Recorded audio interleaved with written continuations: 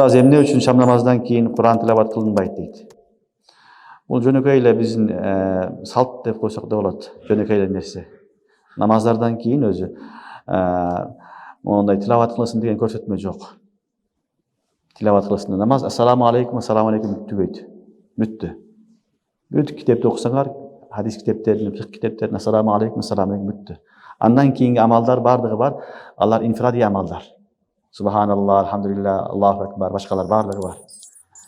Бизде ушундай бир эмеге болуп калган, баягындай көрүнүш болуп калган, элдин бардыгы ошентип окуп калган. Бирок андай эмес. Бул маселе негизи ыктыярдуу нерсе. Тилават кылабы, кылбайбы ыктыярдуу нерсе. Шамдан кийин тилават кылса да болот, кылбаса да болот. Башка намаздардан кийин да кылса да болот, кылбаса да болот. Бул ыктыярдуу нерсе.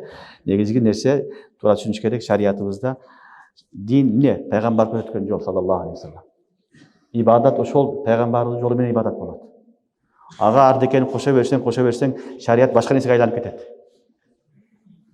Башка нерсеге айланып кетет. Ошон үчүн шариятыбызда пайгамбар саллаллаху алейхи вассалам айткан: "Куллу амри ман ахдаса фи амрина хаза ма лейса минху фахуа рад."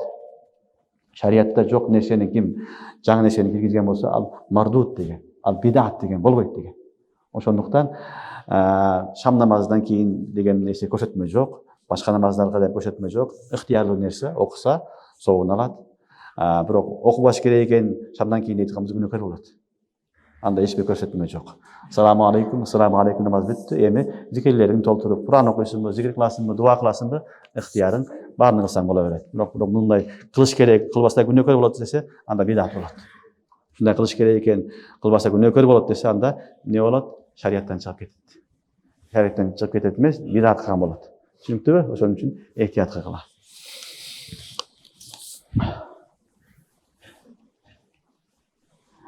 Даки маскиге мас тартса болобу дейт. Бул баягы пайпак экен. Атайы чыгарылган. Болот, муну айтайын, уламалар изилдеп тактаган. Себеби шариятыбызда биринчи масга мас тартпайт. Масга мас тартуу бул пайгамбарыбыз саллаллаху алейхи вассалам доорудан келген, пайгамбар өзү тарткан. Эми масы жок болгон болсо, мастын өкүмүндөгү пайпактар болот. Уламалар аларды айткан 3 шарттан айткан: сахинейн, калың болсун деген, жука болбосун деген, өзү турсун деген, сапарга басыш мүмкүн болсун деген шарттар койгон. Ошол шарттары табылса, ал пайпактар мастын өкүмүндө болот. Мастын өкүмүндө болот дагы мас тартса жайыз. Ошон үчүн азыркы күндөгү даки деген немелер, сапаттуу пайпактар, эгерде ошол шарттарга толук жооп берсе, шарттары толук табылган болсо, анда бул мастын өкүмүндө. Ага мас тартып колдонсо болот. Өзгөчө мына биздин суук жерлерде шариятыбыз жеңилдик кылган, масыга амал кылабыз алхамдулилlah. Ошондой эле кээ бир адамдар масты кие албайт. Ага пайпагың кайда болот? Пайпак деле мастынын өкүмүндө, эгер мастынын бүт бардык шарттары толук табылса.